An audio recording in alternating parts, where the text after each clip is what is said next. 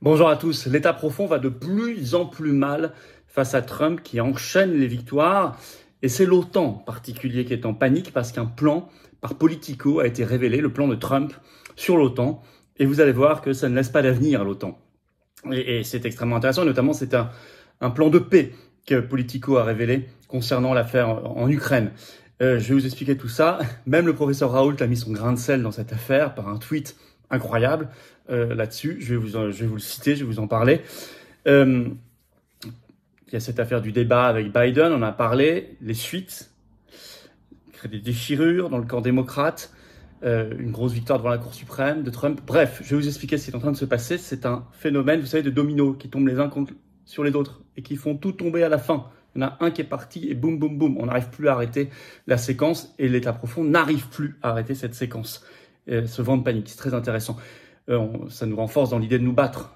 Évidemment, ici en France, nous, contre l'OTAN, pour en sortir, pour aller défendre nos intérêts nationaux et la paix, pour nous libérer de cet euromondialisme. Évidemment que ça nous renforce dans cet état d'esprit qui est celui des patriotes, qui est celui que nous voulons construire avec le bloc souverainiste rassemblé, notamment lors des assises de la souveraineté en septembre. Si vous voulez nous dire que vous êtes prêts à y participer, à venir, on vous précisera évidemment horaire et lieu plus tard. Il faut déjà nous le dire maintenant sous la vidéo en description par un petit formulaire d'inscription. Et dès maintenant, il est en lien sous la vidéo en description. Et évidemment, merci de partager cette vidéo. Merci pour cela de vous abonner à cette chaîne YouTube en cliquant sur s'abonner en dessous, un petit clic gratuit. Ou réabonnez-vous si YouTube vous a désabonné. C'est pareil, c'est un petit clic gratuit sur s'abonner en dessous. Plus vous êtes abonné à cette chaîne, alors vous, c'est juste un petit clic, plus ces vidéos sont recommandées automatiquement par YouTube, plus elles vont toucher des personnes qui vont nous découvrir. C'est extrêmement important, je vous en remercie beaucoup. Vous savez qu'on a notre gros direct ce vendredi 5 juillet sur cette chaîne à 19 h. Soyez là. Je vais prendre toutes vos questions en direct sur tous les sujets. On sera à 2 jours du second tour des législatives, à quelques heures de la fin de la campagne, plus tout le reste, en France et dans le monde. Toutes vos questions sans tabou, sans langue de bois. Soyez là, ramenez du monde. Ça va être un très gros direct. 19 h ce vendredi 5 juillet, bien sûr, sur cette chaîne. Et je vous attends. J'ai besoin de vous. Tous ces combats pour mettre à terre le mondialisme, l'OTAN, pour défendre la paix, pour défendre nos libertés, pour défendre l'avenir de l'humanité et de la France libre, éternelle, sont contenus dans cette carte orange d'adhérents aux patriotes. Venez, adhérez, réadhérez, vous faites un don au mouvement par les 2 premiers liens, dès maintenant, sous la vidéo en description, ce lien que vous retrouverez sur notre site en permanence, les-patriotes.fr. Je vous attends, je ne peux rien faire sans vous, vous ne restez pas seul, je vous en reparle tout à l'heure. Alors, c'est très intéressant ce qui se passe.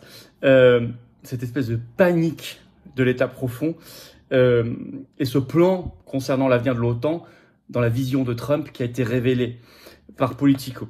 D'abord, Trump poursuit sa course vers la victoire face à un camp divisé et paniqué. D'abord, une grosse victoire devant la Cour suprême. Le Monde en parle, article du 2 juillet, le titre « La Cour suprême offre une large victoire à Donald Trump sur la question de l'immunité présidentielle ». Je vais vous lire un petit bout de l'article, ça explique tout. Trump vit une période de félicité, écrit Le Monde. Quelques jours après le naufrage de Joe Biden lors de leur débat télévisé, l'ancien président a reçu le 1er juillet une autre nouvelle réjouissante. Sans surprise, la Cour suprême dominée par les juges conservateurs a porté un coup sévère à l'enquête fédérale sur la tentative de coup d'État ayant conduit à l'assaut du 6 janvier 2021 contre le Capitole. Ça, c'est la vision du Monde. Invité à se prononcer sur l'immunité présidentielle totale que réclamait Trump dans le cadre de ses fonctions passées, la Cour suprême n'a pas consenti à cette demande, extravagante aux yeux des juristes, mais derrière les subtilités de la décision, la victoire n'en est pas moins spectaculaire pour le candidat républicain qui voit s'éloigner la menace d'un procès dans cette affaire. Trump peut aussi espérer des répliques favorables dans les autres enquêtes contre lui, en particulier celle instruite en Géorgie au sujet des pressions exercées fin 2020 sur les officiels de cet État pour modifier le résultat de l'élection. Ce que nous dit Le Monde avec tous ces a priori anti-Trump, vous aurez retiré l'inutile là-dedans, mais le fond, c'est que la Cour suprême a donné raison très largement à Trump et ça le protège de ces procès, ces chasses aux sorcières qu'il voulait faire dans le camp d'en face avant la présidentielle de novembre aux États-Unis. Décision approuvée d'ailleurs au sein de la Cour suprême par 6 juges contre 3. Le camp d'en face est d'ailleurs en panique. Biden a réagi le 2 juillet, parlant, je cite, lors d'une déclaration à la Maison-Blanche, d'une décision qui sape l'état de droit de cette nation et d'un précédent dangereux. Preuve que ça les embête. Au même moment, Trump s'envole dans les sondages après son débat face à Biden, et alors que justement le camp de Biden, qui représente largement le camp démocrate, l'État profond, l'oligarchie, se déchire. Il y a un sondage, le premier réalisé au niveau national aux États-Unis après ce débat. J'en ai parlé de ce débat sur ma chaîne, allez voir une vidéo il y a quelques jours. Le 2 juillet, sondage CNN, qui montre que Trump accroît son avance sur Biden. Il a maintenant au niveau national 6 points d'avance à 49% contre 43%. Dans l'élection américaine, 6 points d'avance au niveau national, c'est considérable. 49-43. Ce qui fait qu'il y a des voix qui s'élèvent chez les démocrates pour remplacer Joe Biden. Mais ça n'est pas simple. Parce que d'abord, qui mettre, et ensuite il s'accroche et il a beaucoup de soutien. Le Monde, le 3 juillet, en parle. Le titre présidentiel américain, Joe Biden contesté dans les sondages et par son camp après son débat contre Donald Trump. Le chapeau de l'article dit tout, je vais vous le lire. Pour la première fois, un membre du Congrès a appelé Joe Biden à se retirer ce mardi, alors qu'une enquête d'opinion donnait Kamala Harris, sa vice-présidente, en meilleure position pour battre le candidat républicain. Mais le camp du président Biden demeure dans le déni. L'incendie, écrit Le Monde, se propage dans les rangs démocrates.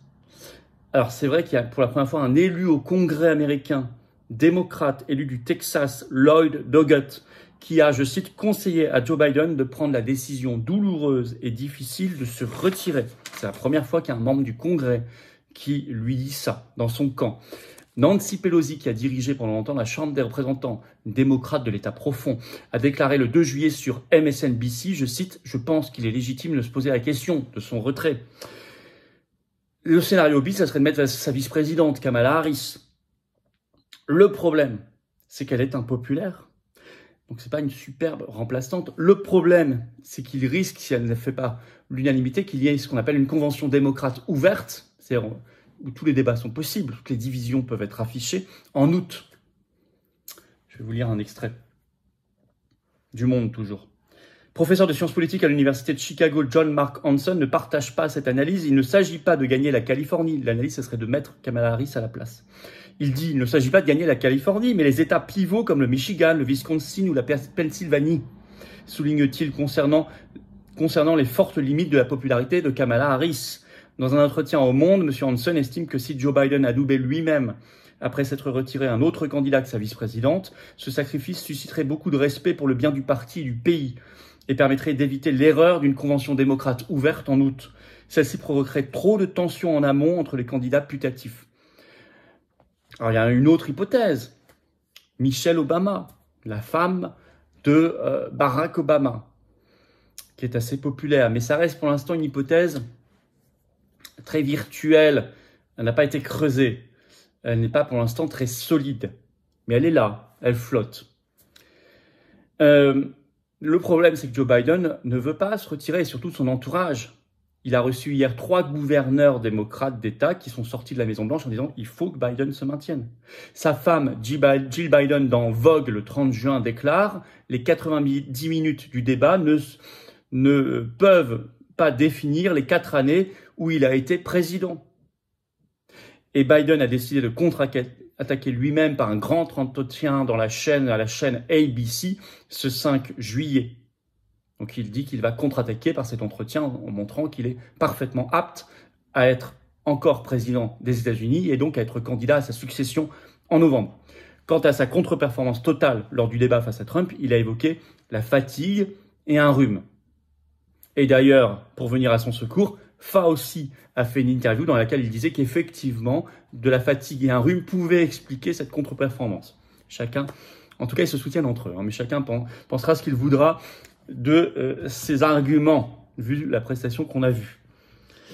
En tout cas, l'État profond est embourbé. Et là, il s'inquiète, et notamment sur le volet OTAN. L'OTAN est un des grands bras armés de l'État profond. L'Express le dit d'ailleurs dans une grande analyse, le 3 juillet, le titre « Poutine, Donald Trump, RN, l'OTAN est-elle prête face aux défis qui s'annoncent ?» Et en fait, il est écrit dedans, je cite, « Ses membres craignent avant tout le retour de l'imprévisible Donald Trump, qui pourrait aller jusqu'à retirer les États-Unis de l'OTAN. » Je vais vous lire un extrait de l'Express. Pour John Bolton, son ancien conseiller, sous un second mandat de Trump, les États-Unis se retireraient presque certainement de l'OTAN. Ou tout du moins, ils lui tourneraient le dos, alors que la Chine est désormais perçue comme la principale menace stratégique par Washington, aussi bien du côté des démocrates que des républicains.